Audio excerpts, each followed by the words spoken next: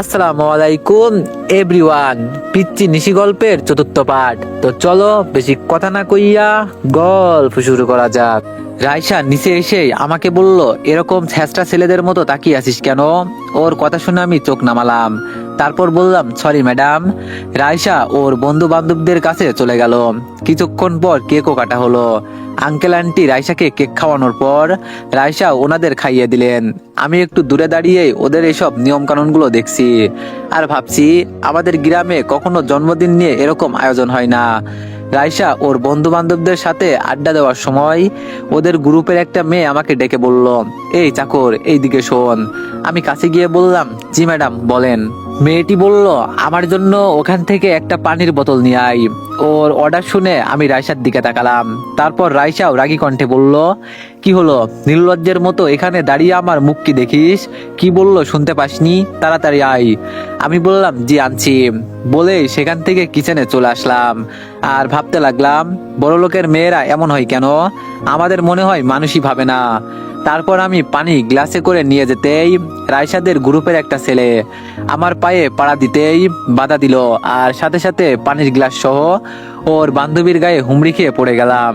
গ্লাসের সব পানি মেয়েটির গায়ে পড়ে গিয়ে কাপড়গুলো ভিজে গেল। আমি সাথে সাথে উঠে বলতে লাগলাম, সরি ম্যাডাম, আমি দেখতে পাইনি। মেয়েটি উঠে আমার গালে দুইটা চড় বসিয়ে দিল। আমি গালে হাত দিয়ে চুপচাপ দাঁড়িয়ে রইলাম। এখন সব আত্মীয় স্বজনের দৃষ্টি আমার দিকে। এতক্ষণে আঙ্কেল আন্টিও লক্ষ্য করেছে। থাপ্পড় মেরেই বলতে লাগলো, অসভ্য কোথাকার, গাইয়া খ্যাত, মেয়ে দেখলে গায়ে পড়ার ইচ্ছা জাগে, এইসব চাকরের স্বভাব কোনোদিনও যাবে না। আমি বললাম, সরি ম্যাডাম, আমি ইচ্ছা করে করিনি। মেয়েটি বলল, আবার মুখে মুখে তর্ক করিস? বলে আবার হাত তুললো থাপ্পড় মারার জন্য। যখনই থাপ্পড় দিতে যাবে তখনই পিছন থেকে কে যেন হাতটা চেপে ধরে। আমি পিছনে তাকিয়ে দেখি আঙ্কেল। তখনই মেয়েটি আঙ্কেলকে বলতে লাগলো, আঙ্কেল, এইসব কি চাকর রাখেন যে কোনো ম্যানার্সই জানে না, আবার মুখে মুখে তর্ক করে?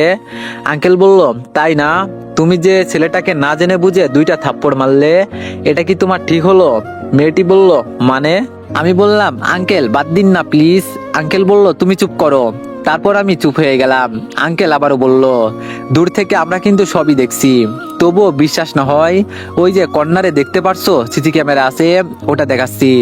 তখন রাইসা সহ ওর সকল বন্ধু বান্ধবীর মুখে ভয়ের চাপ দেখা যাচ্ছে। সিসি ক্যামেরায় স্পষ্ট প্রমাণিত হলো রাইসা সহ ওর সকল বন্ধু বান্ধবদের আমাকে অপমান করার পিওর প্ল্যান ছিল। তখন আবার আঙ্কেল ওর বন্ধু বান্ধবদের উদ্দেশ্যে বলল, আমার মেয়ে তোমাদের মতো কয়েকটা নষ্ট ছেলে মেয়েদের জন্যই বেশি নষ্ট হয়ে গেছে। আর ছেলে বন্ধুদের বলল, তোমাদের জানো, এরপর থেকে আমার মেয়ের আশেপাশে না দেখি, যদি দেখি তাহলে আমার থেকে বেশি কেউ খারাপ হবে না, মনে থাকে জানো। আর আমার বাসাতেও আর কখনো আসবে না তোমরা। Get out from here. ছেলেগুলো অনেক রাগান্বিত হয়ে গজগজ করতে করতে চলে গেল। এগুলো বলে আঙ্কেল অনুষ্ঠানের সমাপ্তি ঘোষণা করলেন। রাইসা ওর রুমে চলে গেল আর আমিও আমার রুমে চলে আসলাম। মনে মনে ভাবছি, কেন যে এই ঢাকা শহরে আসলাম, এত কষ্ট যার সহ্য হচ্ছে না। রাতে শাওয়ারের নিচে দাঁড়িয়ে চিৎকার করে অনেকক্ষণ কাঁদলাম। আজকে আব্বু আম্মুর কথা অনেক মনে পড়ছে। তারা কখনো আমাকে কষ্ট দেয়নি, সেখানে আমি চাকর হয়ে দিন কাটাচ্ছি। শাওয়ার থেকে বের হয়ে ভালো লাগছিল না, তাই ছাদে চলে গেলাম। গিয়ে দেখি রাইসা আগে থেকেই ছাদে এসে দাঁড়িয়ে আছে। তাই আমি ওকে দেখে বললাম, সরি ম্যাডাম, আপনি আসছেন জানলে আমি আসতাম না। রাইসা বলল, ওই শোন। আমি বললাম, জি ম্যাডাম, কিছু বলবেন? রাইসা বলল, আমি বললাম, জি বলেন, কি বলবেন? রাইসা বলল, শুধু আমাকেই সরি বললে হবে না। আমি বললাম, তাহলে? রাইসা বলল, দেখলি না আজকে তোর জন্য আব্বু আমার বন্ধু বান্ধবীদের কিভাবে অপমান করলো, তাই তাদের কাছেও তোকে ক্ষমা চাইতে হবে। আমি বললাম, কিন্তু এখানে তো আমার কোনো দোষ ছিল না। রাইসা বলল, এত কথা শুনতে চাই না, তুই কাল কলেজে গিয়ে ওদের সরি বলবি, ব্যাস। আমি বললাম, ঠিক আছে ম্যাডাম, আমি চেয়ে নিব। রাইসা বলল, মনে থাকে জানো, এখন যা। তারপর আমি আর কথা না বাড়িয়ে নিচে চলে আসলাম। নিচে এসে দেখি আঙ্কেল কি যেন নিয়ে একটা চিন্তা করছে। আমি কাছে গিয়ে বললাম, আঙ্কেল। আমার কথায় আঙ্কেল চিন্তার সমাপ্তি ঘটালো আর চমকে উঠে বলল, কে? ও দীপু, এসো। আমি বললাম কি চিন্তা করছেন? আঙ্কেল বলল ও কিছু না। আমি বললাম সরি আঙ্কেল। আঙ্কেল বলল সরি কেন? আমি বললাম আজকে আমার জন্য আপনাকে এত অপমানিত হতে হলো। আঙ্কেল বলল কোনো অপমান না, যা করেছি ঠিকই করেছি, এইসব নিয়ে তুমি চিন্তা করো না, তুমি যাও ঘুমিয়ে পড়ো। আমি বললাম ঠিক আছে আঙ্কেল, বলে আমি সেখান থেকে রুমে চলে আসলাম। এসেই ঘুমিয়ে পড়লাম। সকালে ঘুম থেকে উঠে আঙ্কেল আন্টি আর রাইসার জন্য চা বানালাম। পরে নাস্তাও রেডি করে রুমে আসলাম। কিছুক্ষণ পর আঙ্কেলের আওয়াজ শুনতে পেলাম। বাইরে গিয়ে দেখি আঙ্কেল রাইসাকে বকাবকি করছে, কেন তা জানি না। আঙ্কেল বলল রাইসা বলো 20,000 টাকা কি করছো? ডয়ারে পাচ্ছি না কেন? রাইসা বলল আব্বু আমি টাকা নিইনি। আঙ্কেল বলল আমি খুব ভালো করেই জানি টাকা তুমিই নিয়েছো।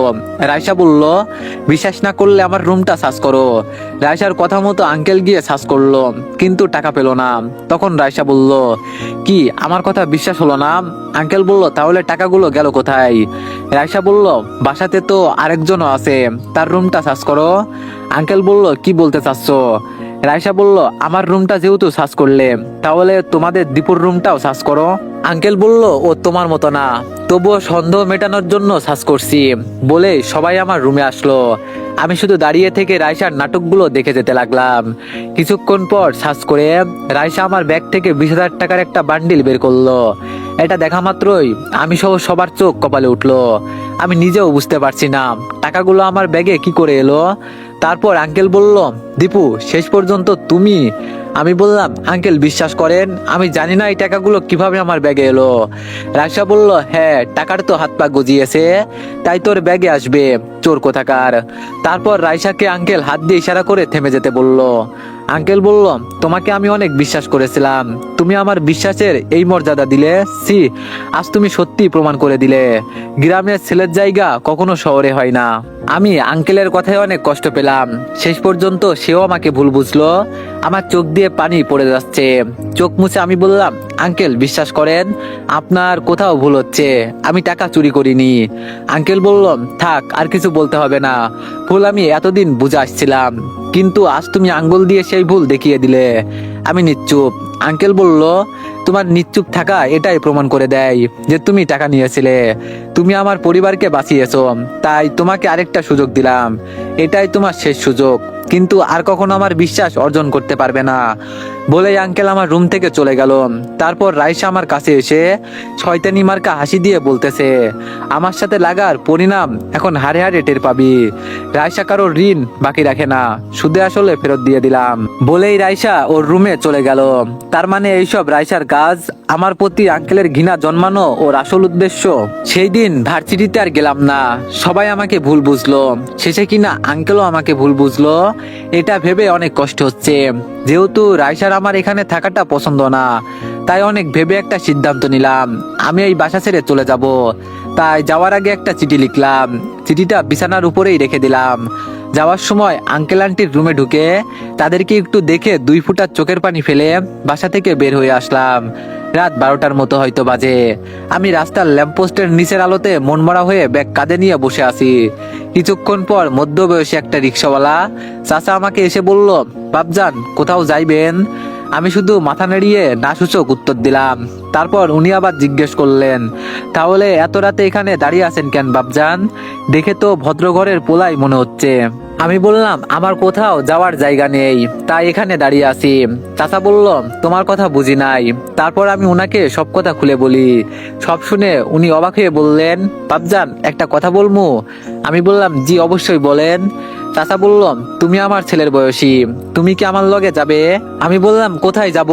চাচা বলল আমার বাড়িতে, আজকে রাতে আমার বাড়িতে থাইকো, কাল সকালে একটা ব্যবস্থা হবে। একেই বলে গরিব মানুষের মন।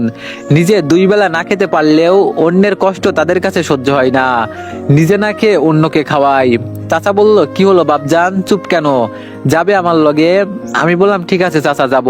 তারপর আমি ওনার রিক্সা করে ওনার বাসায় চলে আসলাম। ঢাকা শহরের একটা ছোট্ট গলির মধ্যে, অনেক বাড়ির মধ্যে ওনার বাসা একটা। ওনার বউটাও অনেক ভালো, আমাকে ছেলের মতোই আপন করে নিয়েছে। রাতে ওনাদের সাথে একসাথে খেলাম। অনেকদিন পর ওনাদের সাথে মনে হলো তৃপ্তি করে খেলাম। রুম একটা হওয়াতে ওনারা আমাকেই খাটে থাকতে বলেন, আর তারা নিচে থাকার জন্য বিছানা করলো। অনেক জোরাজোরি করার পরেও ওনাদের খাটে আনতে পারলাম না।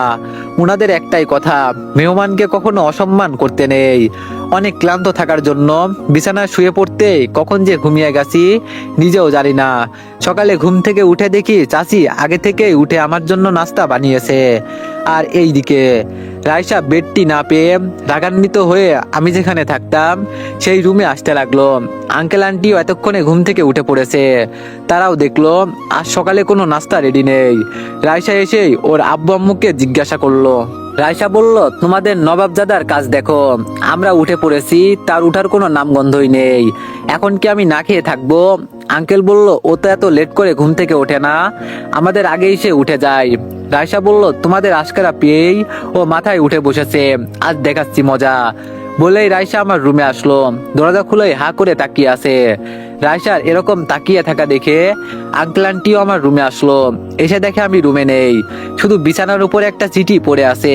আঙ্কেল বিছানার উপর থেকে চিঠিটা নিয়েই পড়তে শুরু করলেন। প্রিয় আঙ্কেল, আমার জন্য আপনাদের আর কষ্ট পেতে হবে না। আমি এই বাসা ছেড়ে চলে যাচ্ছি। যে বাসায় আমার চোরের অপবাদ ঘাড়ে এসেছে সেখানে থাকাটা শ্রেয় বলে আমি মনে করছি না। একটা কথা শুধু বলবো, গরিব ঘরের গ্রামের ছেলে হতে পারি, কিন্তু কখনোই চোর নই আঙ্কেল। আমরাও মানুষ, ভুলটা আমার ছিল না। যাই হোক, তবুও ভুল করলে সবাই ক্ষমা করবেন। আপনাদের সুস্থতা কামনা করছি। ইতি গ্রামের সেই খ্যাত ছেলেটি। চিঠিটা পড়ে আঙ্কেল মাথায় হাত রেখে বিছানার উপর বসে পড়লো। রাইসা কাছে গিয়ে বলল, কি হয়েছে আব্বু? চিঠিটা কার আর কি লেখা আছে? আঙ্কেল রাইসাকে চিঠিটা দিল আর সেও পড়লো। রাইসা চিঠিটা পড়ে মনে মনে খুশি হয়েছে। এইদিকে আমি চাচাকে বললাম, চাচা একটা কথা বলতাম। চাচা বলল, হ্যাঁ বাপজান বলো, কি কইবা? আমি বললাম, আপনার সাথে আমারও একটা রিক্সার ব্যবস্থা করে দিতে পারবেন? আমিও রিক্সা চালাইতাম। চাচা বলল, কি বলো বাপজান, এত শিক্ষিত একটা পোলা তুমি রিক্সা চালাইবা? আমি বললাম, জি চাচা, পড়াশোনার পাশাপাশি নিজের খরচ চালানোর জন্য কিছু তো একটা করতেই হবে। আর ঢাকা শহরে আমার পরিচিত বলতে কেউ নেই যে আমাকে ভালো কাজ দিবে, তাই রিক্সাই চালাবো। প্লিজ একটা ব্যবস্থা করে দিন না। চাচা বলল, কে বলেছে কেউ নেই? আমি তো আছি। আর তোমার রিক্সা চালাইতে হইব না, আমি একটা ব্যবস্থা করে দিতেছি, তুমি কোনো চিন্তা করো না বাপ। আমি বললাম, ধন্যবাদ চাচা। তারপর আমি চাচা চাচি মিলে সকালের খাবার খুব তৃপ্তি সহকারে খেয়ে আমি চাচার সাথে বেরিয়ে পড়লাম। চাচা আমাকে তার রিক্সা মহাজনের কাছে নিয়ে গেল।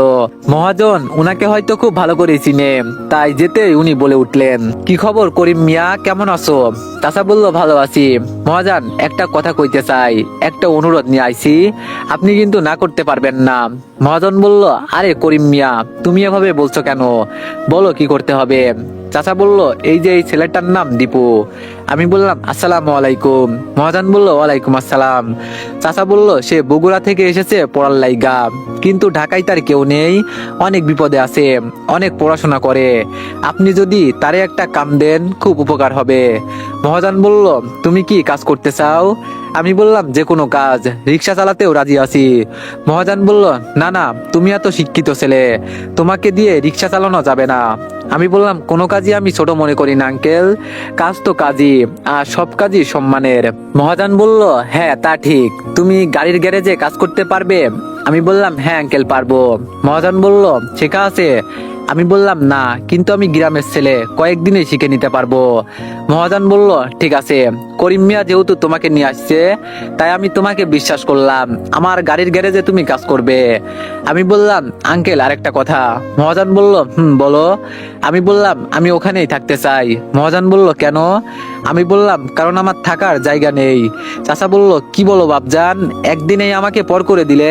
আমি বললাম, ছিছি চাচা, কি বলেন? আপনার কথা আমি কখনো ভুলতে পারবো না। আপনাদের এক রুম, আমি জানি আপনাদেরই অনেক কষ্ট হয় থাকতে, তার উপর আমি বোঝা হতে চাচ্ছি না। প্লিজ চাচা, কিছু মনে করবেন না, আমি কথা দিতাছি আপনাদের সাথে আমি সবসময় যোগাযোগ রাখবো। চাচা বলল, তারপরেও? আমি বললাম, আর কোনো কথা না চাচা, তাছাড়া আমাকে তো পড়তেও হবে, এখানে নিরিবিলিতে রাতে পড়তে পারবো। চাচা প্রথমে রাজি না হলেও আমার অনেক জোরাজোরিতে তিনি রাজি হলো। তারপর আমাকে মহাজনের গাড়ির গ্যারেজে নিয়ে যাওয়া হলো। আমি মনোযোগ দিয়ে কয়েকদিন কয়েকদিনে কাজ শিখে নিলাম। এই কয়েকদিনে কাজের চাপে আর কলেজে যাওয়া হলো না। এখন আমি গাড়ির গ্যারেজেই রাতে থাকি আর দিনে ওখানেই কাজ করি। মাঝে মাঝে চাচার সাথে দেখা করেও আসি। এখন মহাজনও আমাকে অনেক ভালোবাসে। আমার কাজ দেখে তিনি অনেক খুশি, তাই আমার বেতনও বাড়িয়ে দিল। একদিন কাজ করছি, হঠাৎ দেখি একটা নষ্ট গাড়ি গ্যারেজে ঢুকলো। প্রথমে আমি খেয়াল না করলেও একটু পরে খেয়াল করে দেখি রাইসার গাড়ি। সে অন্যদিকে হয়ে কার সাথে যেন কথা বলছে। আমি কাছে গিয়ে বললাম, ম্যাডাম গাড়ির কি সমস্যা? রাইসা বলল, কিরে খ্যাত, তুই এখানে কেন? এই গ্যারেজে কাজ করিস? আমি বললাম, জি ম্যাম। আমি বললাম, গাড়িটা দেখতেছি আজকে মহাজন এখানেই আছে। আমি ওই কথাটি বলতেই রাইসা মহাজনকে বলল, চাচা এ কি আমার গাড়ি ঠিক করতে পারবে? মহাজন বলল, হ্যাঁ পারবে, দীপু খুব ভালো কাজ জানে, ওই আপনার গাড়ি ঠিক করে দিতে পারবে। তারপর রাইসা আমাকে বলল, এতই যখন ভালো কাজ জানিস তাহলে কলেজে যাস কেন লেখাপড়া করতে? তোদের মতো গরিবরা যদি লেখাপড়া করে তাহলে আমাদের মতো ধনীদের কামলাকে খাটবে বল। আমি সেই কথায় কান্না দিয়ে কাজ করতে লাগলাম। আল্লাহ কান দিয়েছে দুটো, একটা দিয়ে শুনি আর একটা দিয়ে বের করে দিই। রাইসা বলল, কি আমার কথার উত্তর দিচ্ছিস না কেন? আর আমাদের বাসা থেকে ওভাবে চলে আসছিস কেন? আমি বললাম, আপনি তো এটাই চেয়েছিলেন। যাই হোক ম্যাম, আজকে গ্যারেজ আর কেউ নেই। আমি যদি গাড়িটা না দেখি তাহলে আজ গাড়িটা এখানেই পড়ে থাকবে। রাইসা বলল, আচ্ছা ঠিক আছে, যা করার তাড়াতাড়ি কর, আমার দেরি হয়ে যাচ্ছে। গাড়িটা দেখার পর ভাড়াটা দিয়ে রাইসা চলে গেল। কত টাকা দিল দেখিনি, তারপর দেখলাম 500 টাকা দিয়েছে। আমি মহাজনকে বললাম, মহাজন এই নিন। মহাজন বলল, আরে দীপু, 500 টাকা তুমি কই পেলে? আমি বললাম, কই আর পাবো, বড়লোক বাপের মেয়ে দিয়ে গেছে। মহাজন বলল, উনি কে? তোমার সাথে এমন ব্যবহার করলো কেন? আমি বললাম, যার গাড়ি ঠিক করলাম সে।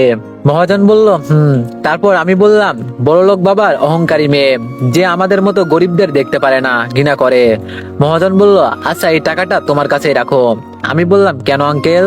মহাজন বলল, তুমি ভার্সিটিতে যাও, তার খরচ আছে না, সেজন্য। আমি বললাম, সেজন্য তো আমি বেতন পাই। মহাজন বলল, রেখে দাও, কাজে আসবে। আমি বললাম, ধন্যবাদ আঙ্কেল। ভার্সিটির কথা মনে হতেই ভাবলাম অনেকদিন ভার্সিটিতে যাওয়া হয় না, তাই কাল যাব। এইদিকে গ্রামের বাড়িতে আজকে রেখাপুর বিয়ে, বাসায় অনেক আয়োজন চলছে, কিন্তু নিশি সবসময় মনমরা হয়ে থাকে।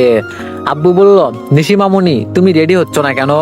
বাইরে যাও, মজা করো, দেখছো না সবাই কত আনন্দ করছে। নিশি বলল, আমার যেতে ভালো লাগছে না বড় আব্বু। আব্বু বলল, এরকম চুপচাপ মনমরা হয়ে থাকলে আমরা তোমাকেও একদিন হারাবো। আমরা তোমাকে হারাতে চাই না, প্লিজ এভাবে আর থেকো না। নিশি বলল, বড় আব্বু। আব্বু বলল, বলো। নিশি বলল, দীপু ভাইয়া কি আর কখনো ফিরে আসবে না? নিশির কথায় আব্বু এবার চুপ হয়ে গেল, কোনো কথা বলছে না। তারপর নিশি আবার বলল, বড় আব্বু বলো না। আব্বু বলল, বাদ দাও না, বলে আব্বু চলে গেল। তারপর নিশি সেই মনমরা হয়ে রেডি হয়ে বিয়ের অনুষ্ঠানে জয়েন করলো। ধুমধাম করে আপুর বিয়েটা হয়ে গেল। এইদিকে রাতে আমি গ্যারেজে চুপচাপ টিম আলোয় পড়তেছি। হঠাৎ কারো আসার শব্দ শুনতে পেলাম। আমি ভাবলাম হয়তো চোর হবে, তাই স্তর অবলম্বন করে এগোতে লাগলাম। কাছে গিয়ে পুরোই অবাক হলাম, কারণ ওটা রিক্সাওয়ালা চাচা ছিল।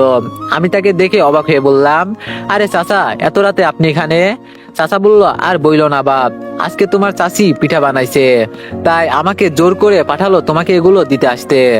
আমার প্রতি ওনাদের এত ভালোবাসা দেখে চোখ থেকে সত্যি 2 ফোঁটা পানি গড়িয়ে পড়লো। মাত্র কয়েকদিনের পরিচয়, একটা গরিব মানুষ কিভাবে আমাকে আপন করে নিয়েছে।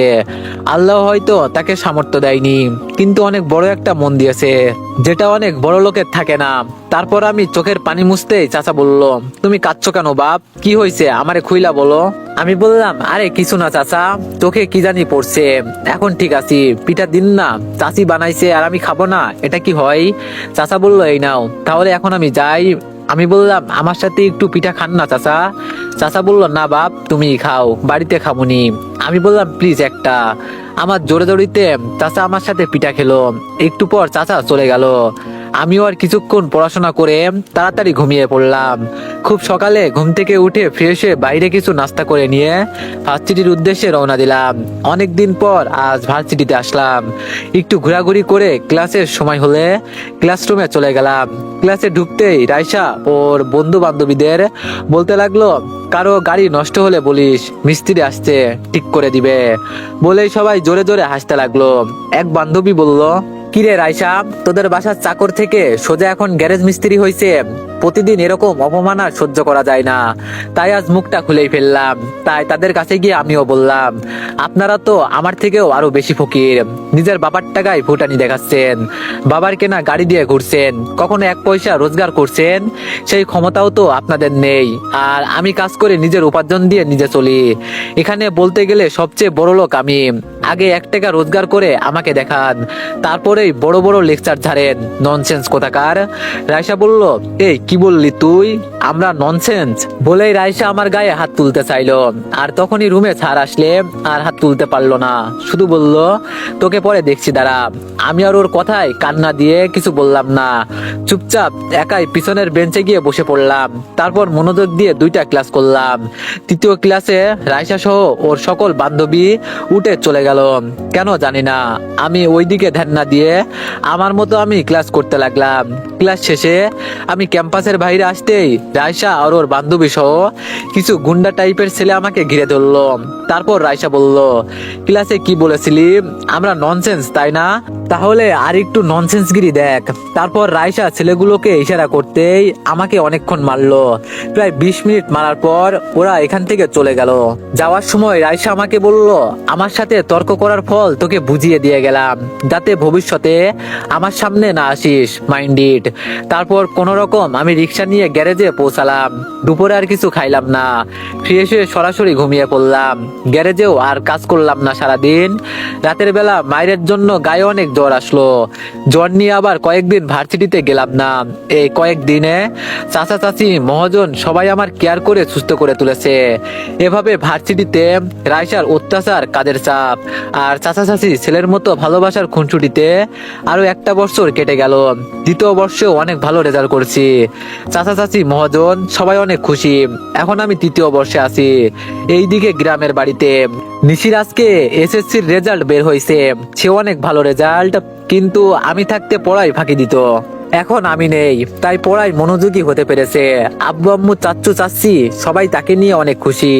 এই 2 বছরে সবাই আমার শোক প্রায় কেটে উঠতে পারছে। নিশির মধ্যেও আগের চেয়ে অনেক ম্যাচুরিটি আসছে। সে এখন আর সেই পিচ্চি মেয়েটা নেই।